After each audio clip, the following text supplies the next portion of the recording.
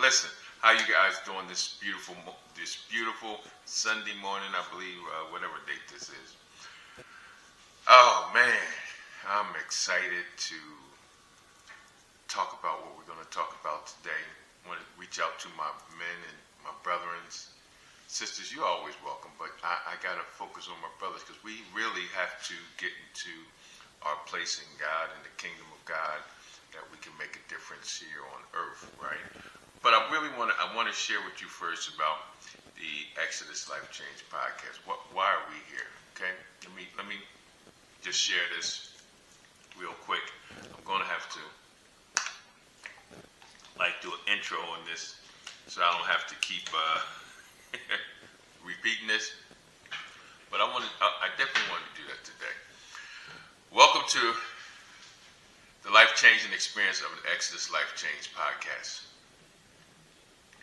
This podcast is a haven for men bravely stepping out of the shadows of prison, homelessness, addiction, and to the radiant light of transformation through the power of Jesus Christ. We are firmly grounded in kingdom principles and believe in offering more than just recovery. We offer renewal. With Jesus Christ as our chief cornerstone, we fearlessly explore how true freedom, restoration, and purpose are discovered in Him. Each episode is a profound journey into the breaking chains and rebuilding lives on the unshakable foundation of faith, grace, and kingdom truths. Through these gripping testimonies, insightful teaching, and practical guidance, we unlock the secrets of living a transformed life in God's kingdom, where love, identity, and destiny are triumphantly restored. Our mission is to encourage men to reclaim their lives and rise to their God-given purpose, walking in freedom, fulfilling their divine calling. As we walk this path together, remember that we are destined to live in the victory Christ secured for us on the cross. This podcast is a powerful platform for healing, hope, and empowerment, where every listener is reminded that their past does not define them, but God's kingdom does.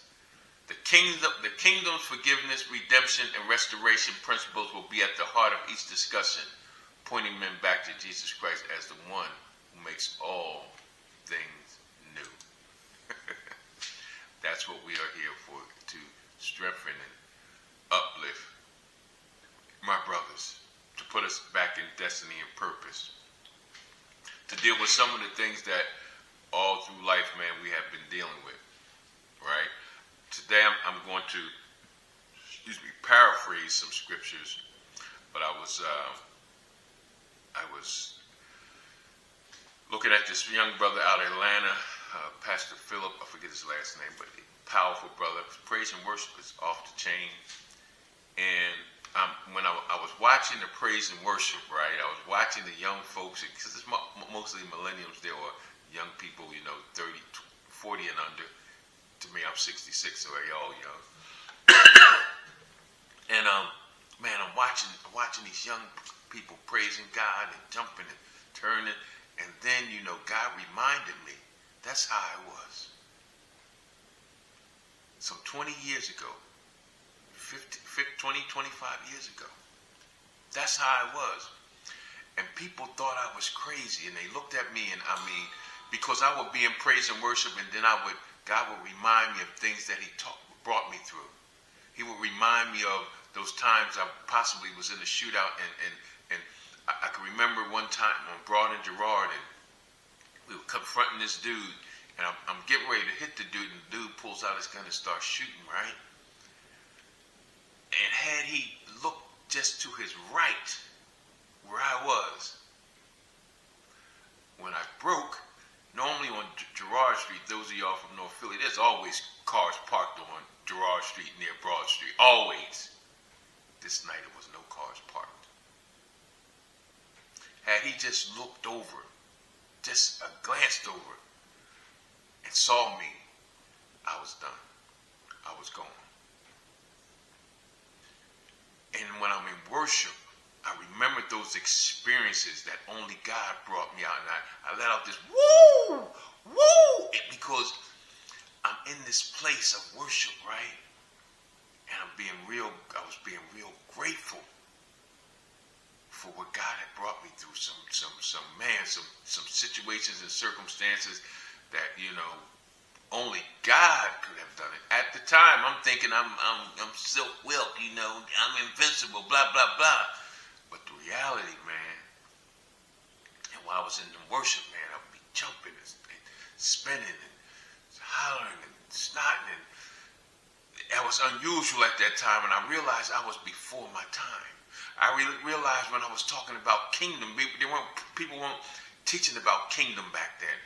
I can remember just praying and studying, man, praying and studying and allowing God to just pour in me. But I was really focused on this men's program I had, this discipleship program I had, and following the model of Jesus. And I could always remember reading Mark. Mark is the chapter where Jesus really teaches us about spiritual warfare, and reading the book of John once a month.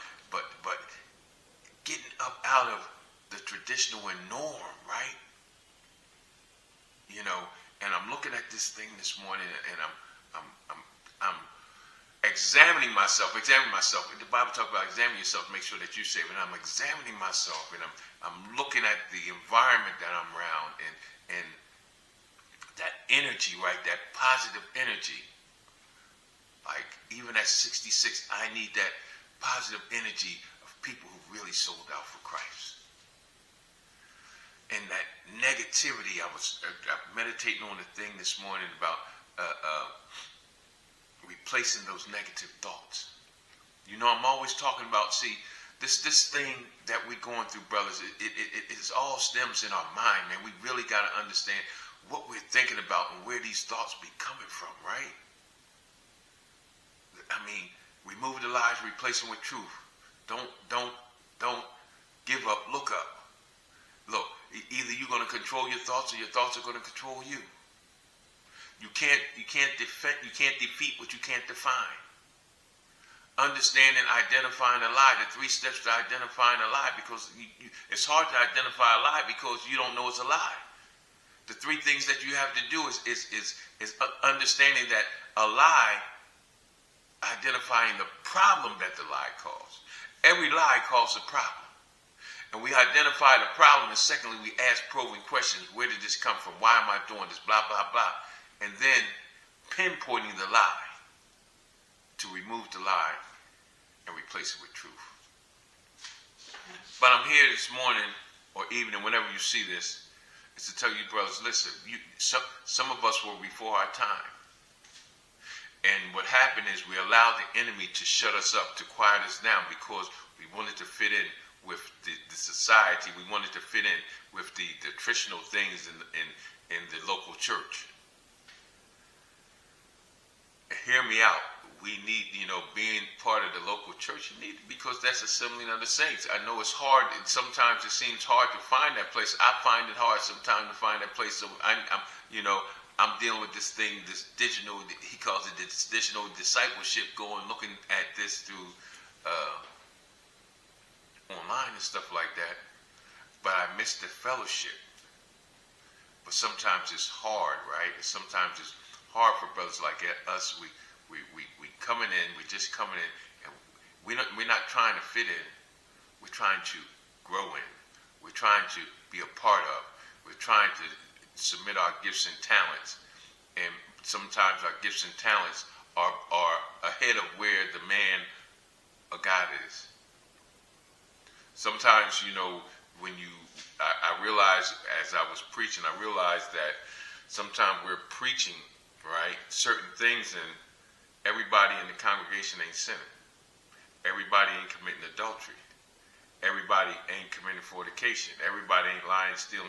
And we're preaching the same things every week, and then you have a bunch of people who's sitting there saying, well, that's not where I'm at.